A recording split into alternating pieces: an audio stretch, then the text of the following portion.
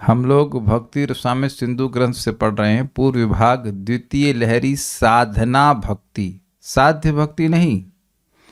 तो अभी भी साधना भक्ति का ही वर्णन चलेगा। आप दो प्रकार की साधना भक्ति जानते हैं, वैदी साधना भक्ति और रागानुगा साधना भक्ति। तो अभी हम लोग 269 तक वैदी साधना भक्ति के बारे में सुने। अब से लेकर जहाँ तक ये अध्याय समाप्त, मतलब ये सेक्शन या विभाग समाप्त नहीं होता, विभाग नहीं होना चाहिए, हाँ, ये जब तक इस लहरी समाप्त, द्वितीय लहरी जब तक ये लहर समाप्त नहीं होती है तब तक रागानुगा भक्ति का वर्णन चलेगा। तो प्रभु जी आप रागानुगा प्लेटफॉर्म पे हैं? जी नहीं, बिल्कुल नहीं है। हम वैदी पे भी हैं कि नहीं, को संदेह है लेकिन रागानुगा में तो बिल्कुल नहीं है। लेकिन देखिए, ग्रंथ दिया गया है ताकि हमें एटलीस्ट थियोरेटिकल अंडरस्टैंडिंग तो हो कि है क्या। ऐसा नहीं है कि रागानुगा भक्ति नहीं करनी चाहिए, और न ही ऐसा है कि ये गंदी चीज़ है। कभी कभी कुछ लोग ये भी धारणा होती है, it's a taboo. It's not a taboo. First of all you must understand this. Chaitanya Mahaprabhu इस रागानुगा भक्ति को ही देने के लिए आए थे, ये समझ लेना चाहिए। तो व्यक्ति शुरुआत करता है वैदी भक्ति से, प्रभा स्पष्ट कहते हैं एक पॉइंट पे आकर उसकी भक्ति रागानुगा हो जाती है। लेकिन अब उसकी प्रॉपर अंडरस्टैंडिंग होनी चाहिए कि रागानुगा है क्या चीज़। नहीं तो कोई भी व्यक्ति कुछ भी बोल देगा, बस जहां नियम पालन नहीं वहां रागानुगा जहां थोड़ा नियम पालन करने में मतलब आलस आ रहा तो उसको रागानुगा बना देंगे। ऐसा नहीं होता है। तो अथा रागानुगा भक्ति क्या होती है, उसका स्वरूप क्या है, उसको हम लोग समझेंगे। उसको जब प्राप्त करेंगे तो तब प्राप्त करेंगे, जब प्राप्त करेंगे, उसकी बात नहीं हो रही। लेकिन एटलीस्ट थ्योरी में क्या है, थ्योरी हम समझने का प्रयास करेंगे। स्लो जाएंगे, क्योंकि ये मतलब देखिए, वैदिक साधना तो कर रहे हैं तो समझ में आता, हाँ ये श्रवण कीर्तन कर रहे हैं ऐसे करके, लेकिन यहाँ कुछ बात नहीं कर रहे हैं, इसलिए थोड़ा समझने में हो सकता है कि मुश्किल हो, और नहीं भी होगी तो देखते हैं क्या होता है।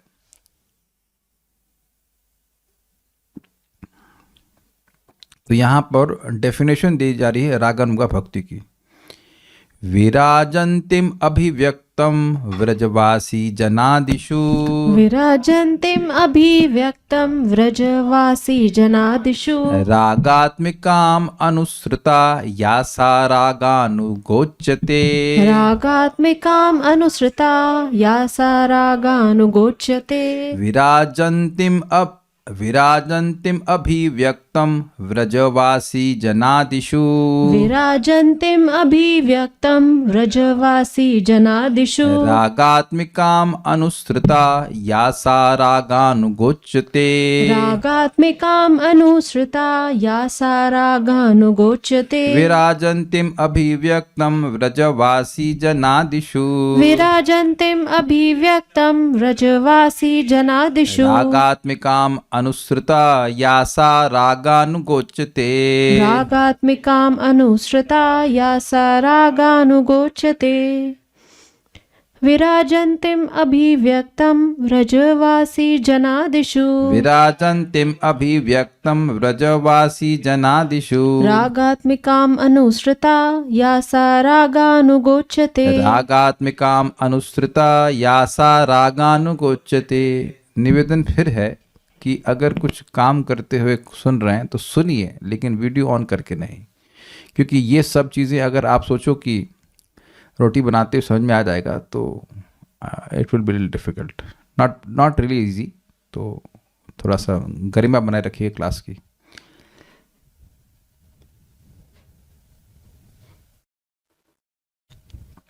रागानुगा भक्ति ब्रजवासी जन एवं ब्रज के गो मृग शुक मतलब तोते आदि में प्रकाश रूप से विराजमाना जो भक्ति है, उस भक्ति को रागात्मिका नाम से कहते हैं। इस रागात्मिका भक्ति की जो अनुगमन करती है, उस भक्ति को रागानुगा नाम से कहते हैं। देखिए, एक शब्द यहाँ बहुत महत्वपूर्ण है, व्रजवासी, यानी गोलोक वृंदावन की बात हो रही है, मथुरा की और द्वारका की बात नहीं हो रही है।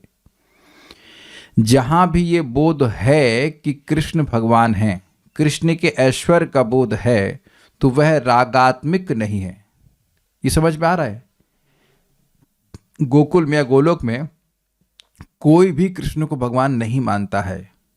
वो स्वामी भी मानेगा, लेकिन कृष्ण मेरे स्वामी है ये नहीं बोलेंगे, कृष्ण भगवान है जो मेरे स्वामी है। क्या ये समझ पा रहे हैं बात?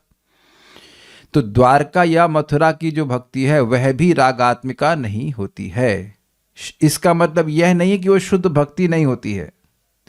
जैसे देवकी और वसुदेव भगवान श्री कृष्ण को अपना बेटा मानते हैं, लेकिन वह अब यह नहीं, उनके बीच में जब भगवान अपने ऐश्वर्य को प्रकाशित करते हैं तो वो उनको हो जाती है धारणा कि ये भगवान है। लेकिन आप जानते हैं कि माता यशोदा के सामने भगवान ने अपना ऐश्वर्य दिखाया, सारे ब्रह्मांड अपने मुंह में दिखाए, तो क्या वो सोचने लगी लगता है हमारे लड़के पे कोई भूत चढ़ गया है तो कुछ करना चाहिए। उनके मन में ये कभी नहीं आता है कि भगवान, ये कृष्ण भगवान है। यहाँ तक कि भगवान जब गोवर्धन धारण किए तो बाकी जो ब्रजवासी लोग हैं जो वो अपना लाठी लगा रहे हैं कि कृष्ण को दिक्कत हो रही हो कि हम भी थोड़ा सहायता करें और लाठी से गिरिराज जी उठ जाएंगे, लेकिन उनका भाव ऐसा रहता है। तो माता यशोदा को कभी नहीं लगता कि ये भगवान हैं। ये समझ में आ गया? तो जो रागात्मिक भक्ति है वो प्रकाश रूप से विराजमान, प्रकाश मतलब प्रकट रूप से एकदम दिख रहा है, और विराजमान, जो विराजमान मीन्स सिचुएटेड, आसीन। तो पॉइंट इज दैट कि गोलोक वृंदावन में माता यशोदा हैं, भगवान के मित्र हैं, उनके सखा भी हैं, दास भी हैं, सब कुछ। वो सब लोग भगवान के भक्त नहीं हैं, वो कृष्ण के भक्त हैं। Is it sinking? कृष्ण उनके गांव के लड़का है और उससे सब लोग बहुत प्रेम करते हैं। कब से कर रहे हैं? अनादिकाल से। कब तक करते रहेंगे? अनंत काल तक। And they are mad in love for him. तो उस भाव का जो अनुगमन करता है, वैसे तो आगे बात आएगी, लेकिन कोई अगर ये कह रहा है कि मैं राधा हूं, तब वह रागानुगा भक्ति कर रहा है कि नहीं कर रहा है? नहीं, वो मायावाद बोल रहा है। जैसे मैं कहूं कि मैं भगवान हूं, तो ये मायावाद हुआ कि नहीं? उसी प्रकार से कोई कहे कि मैं राधा हूं, मैं ये माता यशोदा हूं, ये हूं, वो हूं, तो वह भी मायावाद ही होगा। अनुगमन किया जाता है, अनुकरण नहीं किया जाता। अनुगमन means following in the footsteps. तो जैसा उनका भाव है उससे वो आकांक्षा व्यक्ति करता है, काश ऐसा ही भाव मेरे हृदय में भी प्रकाशित हो जाए। इसको रागानुगा भक्ति कहते हैं। जो समझ में आओ, कोई बिना डरे वेदवाद नहीं बताइए, और दो चार भक्तों आपसे पूछ लूंगा क्या समझ में आया रागानुगा भक्ति क्या होती है? प्रभु जी, जो गोलोक के पार्षद हैं वे भगवान को भगवान ना मान के अपना प्रेमी मानते हैं, बहुत सुहृद मानते हैं, स्वामी मानते हैं। भगवान कहकर स्वामी नहीं मानते, सिर्फ स्वामी मानते हैं, मतलब भगवान नहीं मानते उनको, ये हमारे प्रिय हैं। तो इस तरह से उस भावना में जो लोग, जो भी भक्त उनका अनुकरण करते हैं, उनके अनुकरण नहीं, सॉरी, अनुसरण। देखिए फिर समझिए, फॉलो। रागानुग, जो राग का अनुगमन करे उसको रागानुग कहते हैं। ये तो इजी है समझने में। तो प्रश्न होगा कि भाई किसका राग किसको कहते हैं? तो जो रागात्मिक भक्त हैं, जैसे माता यशोदा, सुबल, सखा जो सब हैं, और गोपियां इत्यादि हैं, और भी जो गोलोक के पार्षद हैं, उनकी भक्ति का जो भक्ति अनुगमन करे उसको रागानुगा कहते हैं। ये इसलिए इस तरह से समझा रहे कि अब आगे के श्लोकों में ही समझा जाए कि रागात्मिक भक्ति क्या होती है, गोलोक की भक्ति क्या होती है। देखिए, रागानुगा का मतलब केवल गोपियों का अनुसरण करना नहीं है। जो भी गोलोक के पार्षद हैं, 5 प्रकार के इसमें रस हैं, तो जो भी गोलोक के पार्षद हैं उनका जिस प्रकार की भगवान की भक्ति, मान लो साख्य भक्ति है, दास्य भक्ति है, वात्सल्य भक्ति, जो कोई भी संबंध में भक्ति हो रही है, उसके प्रति आकर्षण किसी भक्त का हो सकता है कि काश मैं भगवान का सखा का भाव मेरे मन में हो। तो अब भाव आ नहीं गया, उसके प्रति आकर्षण हो गया है। तो जो रागात्मिक भक्त है वो हो गया सखा, और उसका अनुगमन करने वाला हो गया रागानुग भक्त। ये साध्य भक्ति नहीं है, ये साधन भक्ति ही है। लेकिन ये केवल शास्त्र के नियम से नहीं चल रही है, बल्कि वो लोभ है उसको प्रवृत्त करा रहा है उन साधनों में, जिससे कि इस प्रकार का भाव उसका उत्पन्न हो जाए। सभी लोगों को समझ में आ रहा है या कुछ गया ऊपर से? तो देखिए, एक बात स्पष्ट है कि इसमें शास्त्र को छोड़ नहीं सकते हैं, क्योंकि अब भगवान के किस भक्त ने भगवान से कैसा आदान प्रदान किया है ये मन में नहीं उपज सकता है किसी के। वो श्रीमद् भागवतम के 10वें स्कंद की लीलाओं को सुनने से ही होगा। इससे तो एकदम क्लियर समझ में आ रहा है कि भागवतम को छोड़ करके आप कहो कि हमारा रागानुगा हो रहा है, तो ये नहीं हो सकता है। तो इसलिए कोई कहे कि मैं रागानुग भक्त हूँ, ये हूँ, फलान टिमकाना, पहले बात तो ये कहने की बात नहीं होती सब। और यह सोचे कि मैं रागानुग भक्त हूँ और भागवतम का 10th कैंटो का एक लीला भी ना पता हो, तो वो रागानुग नहीं हो सकता है। आप समझ पा रहे हैं बात? Is it okay? भगवान की लीलाओं को सुनेगा तभी ना उस प्रकार के भाव की आकांक्षा करेगा, लालसा करेगा। तो ये बात थोड़ी समझने वाली। जैसे मान लीजिए आप श्रीमन चैतन्य महाप्रभु की लीला सुनते हैं कि वे बहुत सुंदर कीर्तन करते हैं, प्रेम कीर्तन करते हैं श्रीवास ठाकुर घर में, तो मन में आता काश हम भी वहां कीड़े मकोड़े के रूप में कहीं कुछ होते तो हम भी उस कीर्तन को सुन लेते। तो जब ये कोई लीला सुनेंगे तब ना कुछ छाएगी। बिना लीला सुने किसी को छा जाती है। हम सुनते हैं रूप गोस्वामी जी को नाम में इतनी रुचि है, तो जब सुनते हैं तब ना कुछ एस्पिरेशन आएगी। तो एस्पिरेशन का आधार सुनना है। कह रहे हैं अनुकरण और अनुसरण और अनुगमन कंफ्यूजन हो रहा है। देखिए, अनुकरण मतलब होता है नाटक करना, जैसा वो कर रहा है बिल्कुल वैसे करने का प्रयास करना। अनुसरण मतलब होता है फॉलो करना।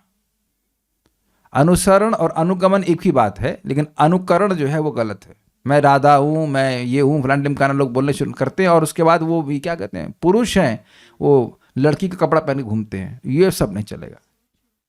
या कोई मान लीजिए लड़की शरीर में कहे मैं सखा भाव बनना चाहती तो वटेवर धोती कुर्ता पहन के चली जाएगी, तो ऐसा नहीं वो सखा भाव आ जाएगा उसको। तो भाव का अनुगमन किया जाता है, कपड़े का अनुगमन नहीं किया जाता है। कपड़ा जो पहन रहे हैं वैसे पहनिए, कोई दिक्कत नहीं। ओके। व्रजवासी जन आदिशु, व्रजवासी जन और आदि मतलब व्रज के गो, मृग, शुक आदि भी, वो सब भगवान के प्रेम करते हैं।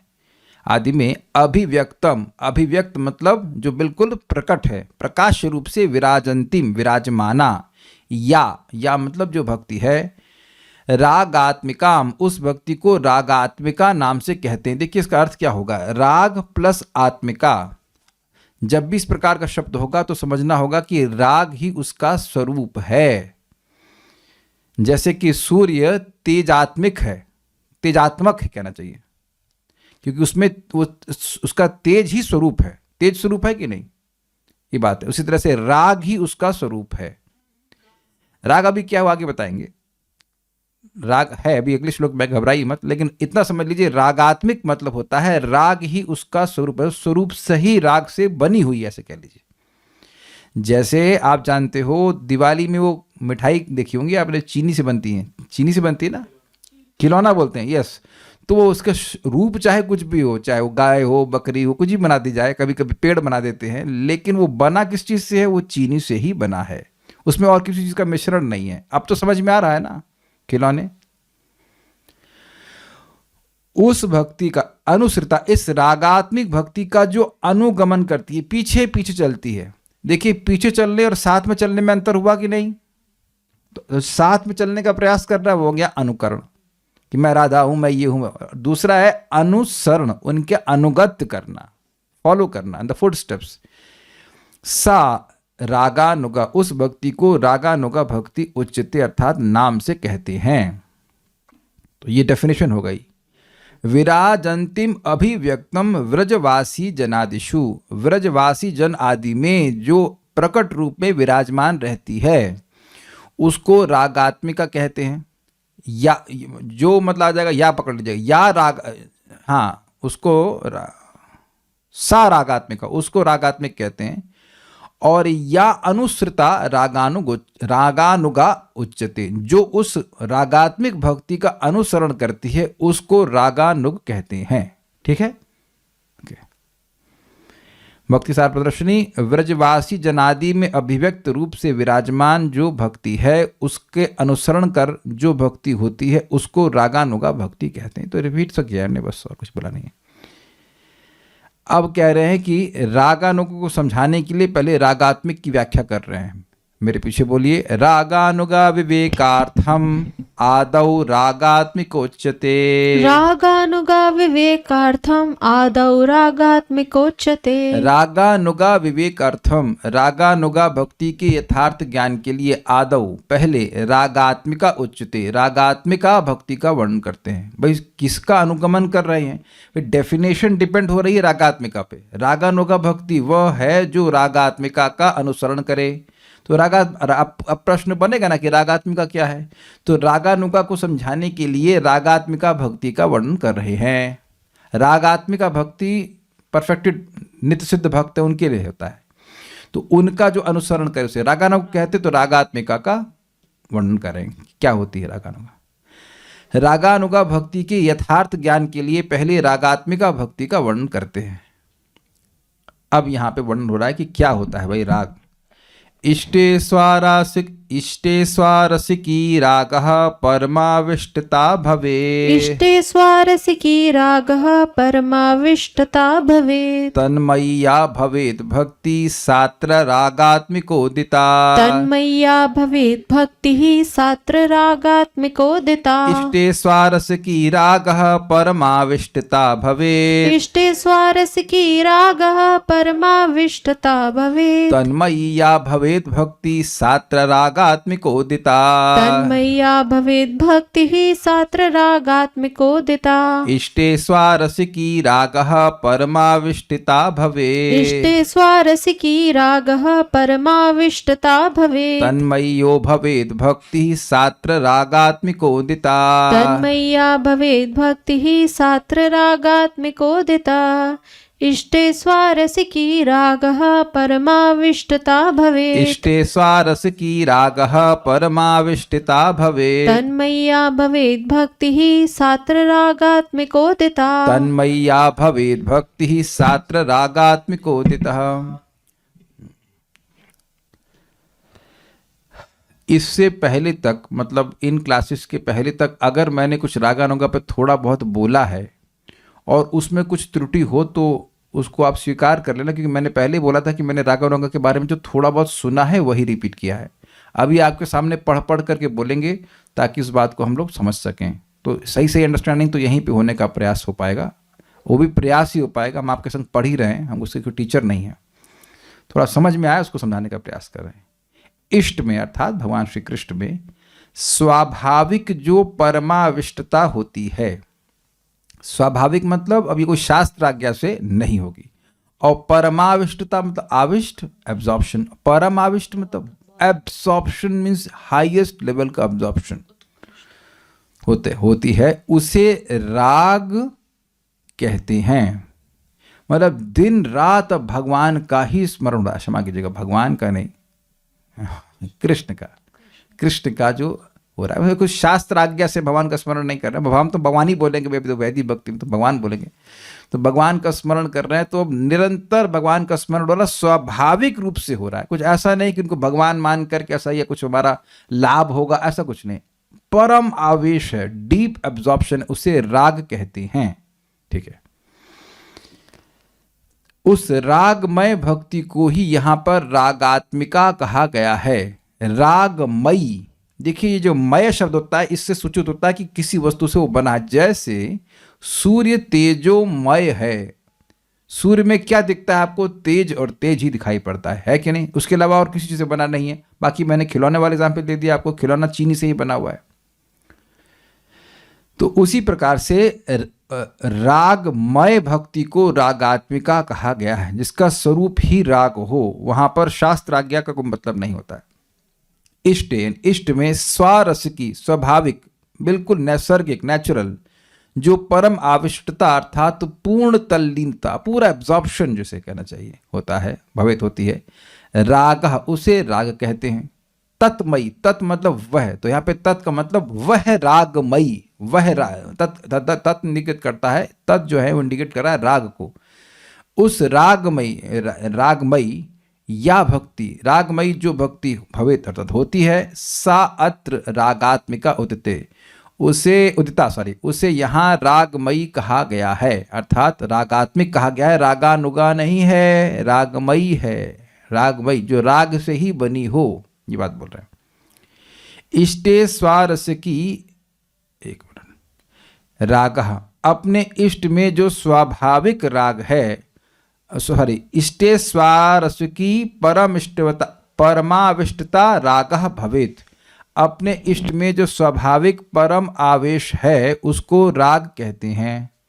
तन्मयी, जो ऐसी, तन्मयी या भवेत भक्ति, जो भक्ति ऐसी रागमयी होती है, स, उसे अत्र, यहाँ इस शास्त्र के प्रकरण में रागात्मिका कहा गया है। श्लोक समझ आ गया होगा, आगे देखते हैं।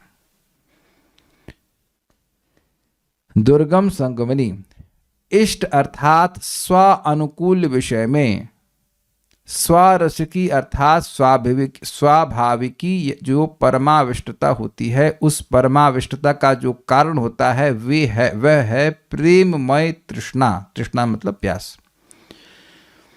देखिए, जब व्यक्ति बहुत अधिक प्यासा होता है तो वो बार बार जल के लिए सोचता है।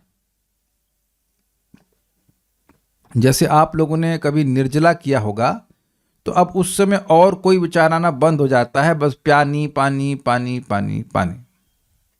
तो जितनी अधिक प्यास किसी वस्तु की होगी वही चीज मन में छाई रहेगी कि नहीं रहेगी। तो तृष्णा के कारण वो परम आवेश होगा, ये समझने में कठिनाई है या आसानी से समझ में आ गया? जो व्यक्ति, हम तो खैर कुछ घंटों की करते हैं, मैक्सिमम 24 घंटे करते हैं। अब मान लीजिए 48 घंटे या 72 घंटे कोई पानी ना पिए तो उसके मन में उस प्यास की वजह से पानी में एब्जॉर्प्शन होगा कि नहीं होगा, पानी के विचार में, ये समझ में आ रहा है? तो आवेश का कारण है वह तृष्णा या प्यास। तो भगवान में जो परमावेश हो रहा है उसका कारण है प्रेममय तृष्णा। उसी प्रेममय तृष्णा को राग कहते हैं। किसको राग कहते हैं वेदवाद ने बताइए? प्रेममयी तृष्णा को, प्रेममयी तृष्णा को राग कह रहे हैं, क्रोधमयी या द्वेषमयी नहीं। कभी कभी द्वेष से भी व्यक्ति किसी में एब्जॉर्प्शन हो जाता है उसका, लेकिन ना, ऐसा नहीं। प्रेममयी तृष्णा को राग कहते हैं। तृष्णा समझ में आ रहा है? हैंकरिंग, हैंकरिंग, हैंकरिंग कहते हैं, प्यास कहते हैं, ये बात है। ओके, यहां पर परमाविष्टता का आधिक्य होने के कारण प्रेममयी तृष्णा अर्थात राग के साथ अभेद उक्ति है। नोट, प्रेममयी तृष्णा कारण है और उसका कार्य है परमाविष्टता का आधिक्य। ये समझे? प्रेममयी तृष्णा होगी तो आवेश हो जाएगा। तो अब बात क्या है? राग है प्रेममयी तृष्णा जो कि परम आवेश का कारण है। क्या समझे ये बात या नहीं समझे? प्रेममय तृष्णा जो है वो है राग, और परम आविष्टता है उसका इफेक्ट। अब यहां कह रहे हैं आगे क्या, ये पहले समझ लीजिएगा। और यहां पर इस तरह से बोला जा रहा है कि जो परम आवेश है उसको राग कहते हैं। अब देखिए ये लिखा है ना अनुवाद में, इष्ट में स्वाभाविक जो परमाविष्टता होती है उसे राग कहते हैं, लेकिन राग है कारण और परमावेश है उसका इफेक्ट। भाई जैसे दूध पनीर है, कैसे बोल सकते हैं? ऐसा तो नहीं बोला जाता है कि दूध पनीर है। दूध कारण है और पनीर उसका कार्य है। तो परम आवेश क्यों है? राग के कारण परम आवेश है, लेकिन डेफिनेशन में परम आवेश को ही राग कह दिया गया है। इष्ट में जो स्वाभाविक परम आवेश है उसको राग कहते हैं, ये डेफिनेशन था ना। तो परम आवेश का कारण राग है, लेकिन यहां श्रील रूप गोस्वामी जी अपनी कारिका में परम आवेश को ही राग कहते हैं। क्या पहले ये पॉइंट समझ रहे हैं कि दो पॉइंट्स अलग अलग हो रहे हैं? राग है प्रेममय तृष्णा और उसकी वजह से हो रहा है परम आवेश, डीप एब्जॉर्प्शन, लेकिन डेफिनेशन में परम आवेश को ही राग कहा जा रहा है, यानी कि कार्य को कारण बताया जा रहा है। क्या कार्य? कार्य को कारण से अभेद कहा जा रहा है। अब इसका एक्सप्लेनेशन दे रहे हैं कैसे क्या हो रहा है। इस अभेदोक्ति को आयुर्घृतम की भांति जानना होगा, अर्थात जिस प्रकार आयुघृतम न्याय से घृत आयुवर्धक है न कि आयु है। घी में प्रचुर मात्रा में आयुवर्धक सामग्री होने के कारण घृत को आयु कहा गया है। नोट, घी आयुवर्धन का कारण है, इसलिए उसका आयु से अभेद रूप में कहा इसलिए उसको आयु से अभेद रूप में कहा गया है। ये समझे बात ये है कि भाई घी तो जीवन है। जैसे बोलते हैं जल ही जीवन है। चलिए, अगर घी नहीं समझ में आ रहा है तो जल ही जीवन कहते हैं। तो जल और जीवन अलग अलग है कि नहीं? लेकिन क्योंकि जल जीवन का कारण है तो इसलिए ऐसे बोलते हैं कि जल ही जीवन है। तो अब जो प्रेममय तृष्णा है वो एग्जैक्टली राग इज इक्वल्स टू प्रेममय तृष्णा, ठीक। और ये प्रेममय तृष्णा इष्ट में स्वाभाविक परम आवेश का कारण बनती है। हमको लैंग्वेज तो यही इस्तेमाल करनी पड़ेगी। आप लोग समझ पा रहे होंगे। हिंदी डेवलप हो गई कि नहीं अब तक? इंग्लिश में समझाऊं? That loving thirst is called raag, and because of that thirst there is deep absorption in the object of one's love, natural deep absorption. Now since this deep absorption is caused by that thirst, so that's why they are considered non-different. जिनको हिंदी नहीं आती उनके लिए अंग्रेजी में समझा दिया, बाकी फिर हिंदी में आ जा रहे हैं हम। श्लोक में बोल रहे हैं जो इष्ट में स्वाभाविकी परम आवेश है उसको राग कहते हैं। लेकिन राग है प्रेममयी तृष्णा, ना कि आवेश। लेकिन क्योंकि इस प्रेममयी तृष्णा से आवेश हो जाता है इसलिए अभेद उक्ति के रूप में कहा जा रहा है। जैसे अब जल ही जीवन है या घी ही जीवन है। घी पिएंगे तो जीवन लंबा हो जाएगा। आयु इज नॉट इक्वल्स टू घी, लेकिन घी लंबी आयु का कारण है। देखिए, हम यहाँ आयुर्वेद नहीं पढ़ा रहे हैं। अगर आपका हाजमा स्ट्रांग नहीं है तो घी मृत्यु का भी कारण बन सकता है, बीमारी का कारण भी बन जाएगा। लेकिन अब हम नहीं जब उस पर कुछ कहना चाहते हैं। ये प्रश्न मत करना कि घी पीना चाहिए कि नहीं पीना चाहिए। बस यहाँ जो लिखा है मैं समझा रहा हूँ कि घी अगर शुद्ध गाय का घी है, गाय का शुद्ध घी है, शायद गाय तो शुद्धि होती है, गाय का शुद्ध घी है, बिलोना मेथड, तो अब वह अमृत का कार्य करता है, तो इसलिए वह आयु देने वाला होता है। इसलिए इस तरह से बोला जाता है कि आयु घृतम, घी ही आयु है। लेकिन आयु अलग चीज होती है और घी अलग होता है। आपका घी कितना है? तो ये तो नहीं पूछते हैं कि आपका घी कितना है। तो पूछेंगे ना, लड़की की शादी इसका लड़की की घी कितना है, लड़के का घी कितना है, नहीं ऐसे नहीं बोलते आप।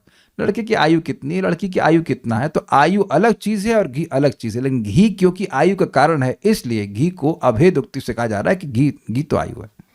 बोलिए, माइक पे बताइए, पूछिए। जैसे जल ही जीवन है तो इसको ऐसे समझ सकते हैं प्रभु जी की जल है तो ही जीवन है, तो डिपेंडेंसी है, बहुत डीप डिपेंडेंसी है। तो राग से ही परम आवेश होता है, डीप डिपेंडेंसी। इसीलिए राग को अभिन्न कहा जा रहा है। जल ही, देखिए, जल ही जीवन है का मतलब क्या भाई? जल ही जीवन है, एकदम अभेद कर दिया कि नहीं। जल नहीं होगा तो जीवन नहीं होगा, जल ही जीवन है। लेकिन जीवन अलग है और जल अलग है। I hope is clear. तो राग अलग चीज है। राग है प्रेममय तृष्णा और उसका कार्य, उसका इफेक्ट है इष्ट में, अपने इष्ट समझते हैं ना, अपने जो आप प्रेम का जो प्रेमास्पद है उनमें परम आवेश होना। तो ये बात थोड़ा समझने वाली है। अर्थात ये तो हमने पढ़ा दिया आप लोगों को।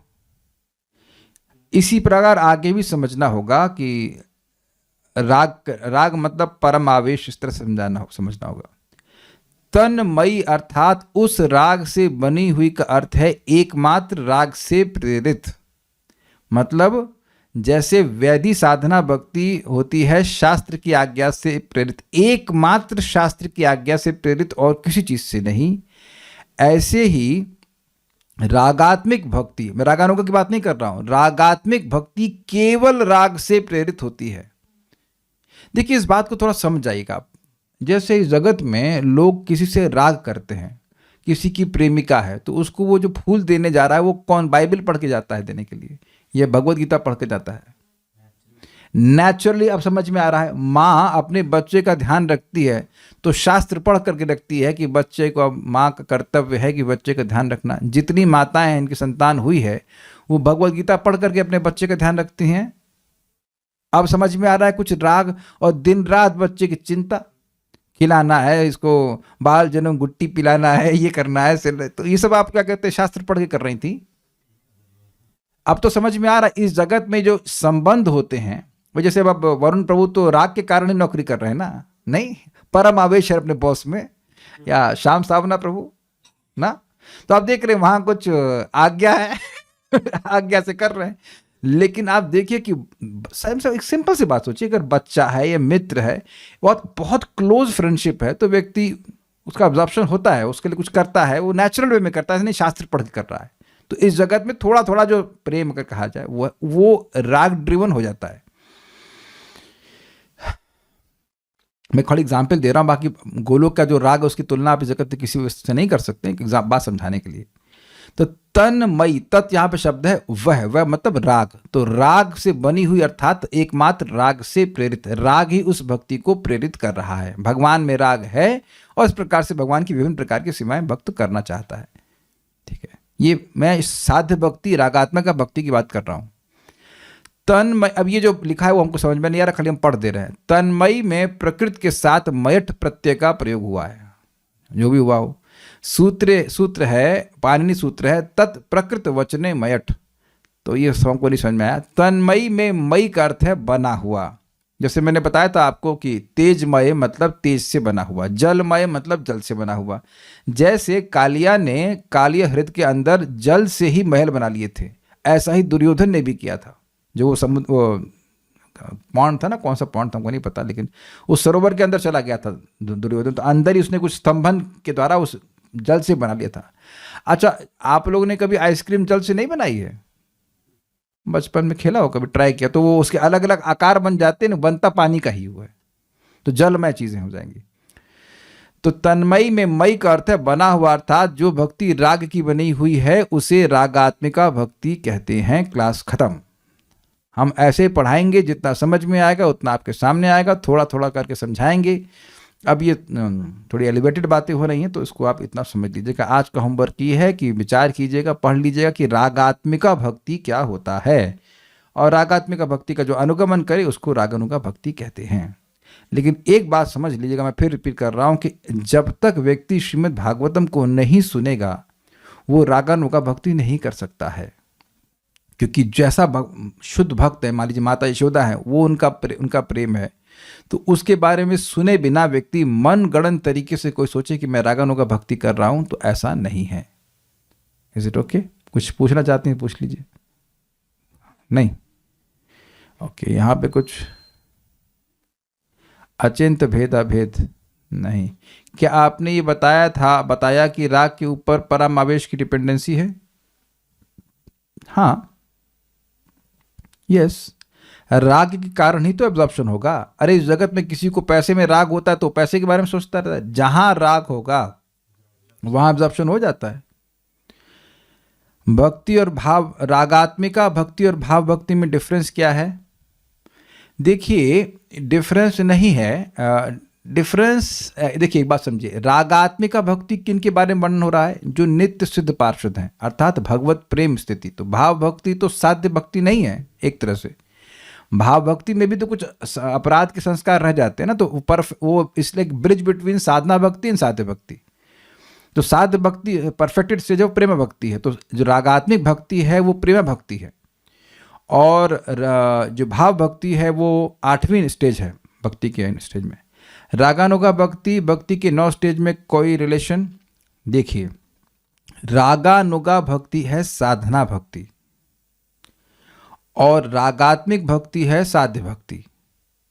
तो आप भाव भक्ति 2 तरह से पहुंच सकते हो। एक वैदिक साधना से, जिसमें भाव भक्ति के स्तर पर भगवान का ऐश्वर्य बोध होता है, जैसे कि नारद जी पिछले जन्म में दासी पुत्र थे, तो वह भक्ति का अनुशीलन किया और भाव जागृत हुआ, लेकिन उनके मन में भगवान श्री कृष्ण के प्रति भगवान का बोध है। आगे ये सब बातें और आएंगी, लेकिन एक और भक्त का नाम बताएंगे, उसने भी साधना करी, मैं नाम भूल रहा हूँ, च से कुछ से नाम है, भूल रहा हूँ मैं। तो और श्रुतिचारी गोपियाँ तो हैं ही, जो वेदों में से एक श्रुतियाँ हैं, वो गोपियों का अनुगमन करती हैं, फिर आगे जाकर वह श्रुतिचारी गोपी बनती हैं। और दंडकारण्य के ऋषि, ये सब डिटेल्स आएंगे, दंडकारण्य के ऋषि हैं, वो भी भगवान राम को देखे तो उनका भाव हुआ कि उनसे मतलब क्या कहेंगे उसको, कांता भाव उत्पन्न हुआ, तो भगवान ने कहा कि इस शरीर में नहीं, जब मैं कृष्ण रूप में आऊँगा तब, तो वह ऋषिचारी गोपी बनते हैं, वो सब आगे सब इसमें श्लोक आएंगे। तो रागवनों का भक्ति भी साधना भक्ति है, लेकिन उससे जो भाव उदित होगा वो गोलोक का जो प्रेम है, उनमें से कोई भी रस हो सकता है, वो उदित होगा, उस प्रकार का रस प्रकट होगा। तो अच्छा, अगर ये सोचे कि रागानुगा का भक्ति, हाँ एक हम समझ रहे हैं इनका प्रश्न, रागानुगा का भक्ति निष्ठा के स्तर पर है या श्रद्धा के स्तर पर होती है या कब होती है, अगर ये प्रश्न है तो देखिए ये प्रश्न हमने किया था तो महाराज डांट लगाए थे पहले, अहैतुकी अप्रतिहता ये नात न सुप्रसिद्धति। आप ये नहीं कह सकते कि निष्ठा के स्तर के बाद ही रागानुगा भक्ति शुरू होगी। बात है अभी आगे और क्लियर हो जाएगा। श्रीमद् भागवतम के 10वें स्कंद की लीलाओं को सुन करके अगर स्वाभाविक रूप से, इमेजिन रूप से नहीं, स्वाभाविक रूप से व्यक्ति के मन में इस प्रकार का लोभ जागृत हो जाए तो वह रागानुगा भक्ति करने लग जाएगा। और अभी थोड़ा सा तो टॉपिक शुरू ही हुआ है, भगवान कृष्ण की कृपा से किसी वैष्णव की कृपा से भी ऐसा हो सकता है। तो वो सब बातें आएंगी, कैसे डेवलप होगी तो अभी आगे बातें आएंगी, कैसे क्या है जरा समझ लीजिए। प्रेममयी तृष्णा को थोड़ा और समझा दीजिए, तो हमको समझ में आए तब तो समझाएंगे आपको। हम क्या प्रेममयी तृष्णा से युक्त हैं जो और समझा देंगे? क्या समझ रखा है, हम भाव भक्ति पे हैं। जितना है थ्योरी समझिए और अधिक समझने की जरूरत मत करिए। आप थ्योरी समझने के लिए हम थ्योरी वाले टीचर है, ये थ्योरी क्लास है, प्रैक्टिकल हमको नहीं पता है। इतना पता, हम जब कोई एग्जाम्पल आपको दे दिया, थोड़ा सा एग्जाम्पल दे दिया कि माँ है, सहज उसका प्रेम अपने बच्चे के प्रति होता है, वो शास्त्र की आज्ञा से नहीं होता है। तो जब प्रेम होता है तो उसकी सेवा करने की इच्छा होती है, तो वो इच्छा जो प्यास होती है, मैंने एग्जाम्पल दिया था कि पानी की प्यास होती है तो पानी में आवेश, तो प्रेम में तृष्णा मतलब सेवा, जो सेव्य है उसमें सेवा करने में आवेश, उसका मन वो मन में छाया रहेगा, व्यक्ति ही रहता है। लोग बोलते हैं ना, झूठी बोलते हैं, मैं तुमको भूल नहीं पा रही हूँ, अरे whatever। अच्छा कब से खाना नहीं खाया? खाना तो खा रही हूँ लेकिन तुमको खाना नहीं भूल पा रही हूँ, लेकिन तुमको भूल नहीं पा रही हूँ, तुम्हारे बिना जी नहीं सकती, whatever। मर के दिखाओ, बताती हूँ। This is all this things are spoken. जो भक्ति शास्त्र द्वारा प्रेरित हो वो वैदिक भक्ति है, शास्त्र द्वारा ही प्रेरित हो, ही मत छोड़िएगा। जो भक्ति डीप अटैचमेंट द्वारा प्रेरित हो वो रागात्मिका भक्ति है। हाँ, यस, जो ब्रजवासियों में जो प्रकट है, देखिए डीप अटैचमेंट द्वारा प्रेरित तो बहुत सारी हो सकती हैं, लेकिन जो ब्रजवासियों में, क्या अर्जुन का अटैचमेंट नहीं है? इसलिए एक एक शब्द महत्वपूर्ण है। अर्जुन क्या रागात्मिक भक्त हैं? नहीं, क्योंकि उनमें भी बोध हो जाता है कि भगवान है, गीता में आप जानते हैं। लेकिन यहां पर जो बात आ रही है, ब्रजवासियों की जो भक्ति है उनमें भी राग है। ऐसा मत सोचिएगा कि अटैचमेंट अर्जुन में नहीं है, और ना ही वह वैकुंठी अटैचमेंट है, क्योंकि वैकुंठ में कोई कृष्ण के संग, भगवान विष्णु के संग सोता नहीं है। अर्जुन सो भी जाते थे, मजाक भी करते थे, भाई बड़ा अच्छा गुण है तुम्हें कृष्ण, क्या भाई क्या बात, तुम हमेशा सच बोलते हो, मतलब व्याज स्तुति कर रहे हैं, मजाक कर रहे हैं कि तुम तो झूठ बोलते हो हमेशा। तो इस तरह का मजाक अर्जुन कर सकते हैं, लेकिन अब गोलोक के जो सखा का प्रेम है वो उतना उस तरह का नहीं है। और ये ध्यान देना होगा कि जो भक्त जिस लेवल पे वो उसमें संतुष्ट है, वो उसमें कुछ चेंज नहीं करना चाहता। इसका मतलब रागानुगा भक्त भी अनर्थ निवृत्ति पर हो सकते हैं। हाँ जी, हो सकते हैं। वो श्रद्धा पे भी हो सकते हैं, किसी भी स्तर पर हो सकते हैं। यही कंक्लूजन है। ऐसे नहीं सोचना चाहिए कि निष्ठा के स्तर पर ही आप भाव रागानुगा करेंगे, वो भक्तों की कृपा से कभी भी हो सकता है। राग भक्ति साधना भक्ति है या साध्य, या दोनों? अब राग भक्ति का क्यों, इसमें से कुछ तो जोड़िए, या तो रागानुगा बोली या रागात्मिका बोली, राग बोल दिया आपने, तब तीसरी भक्ति बना दिया आपने, तो ये तो गलत बात है ना। क्वेश्चन को ठीक से फ्रेम कीजिए, या तो रागानुगा बोलिए या रागात्मिक बोलिए, दोनों में तो राग है। तो राग भक्ति मतलब रागानुगा भक्ति साधना भक्ति है, और रागात्मिका भक्ति नित्य शुद्ध पार्षद में विद्यमान भक्ति है। Is it sinking? ठीक है, तो हम यहाँ रुकते हैं। कोई भक्त का प्रश्न उसको भी ले लेंगे, लेकिन पहले रुक जाते हैं। श्री भक्ति स्वामी सिंधु की जय, श्रील प्रभुपाद की जय, निताय गौर प्रेमानंदे।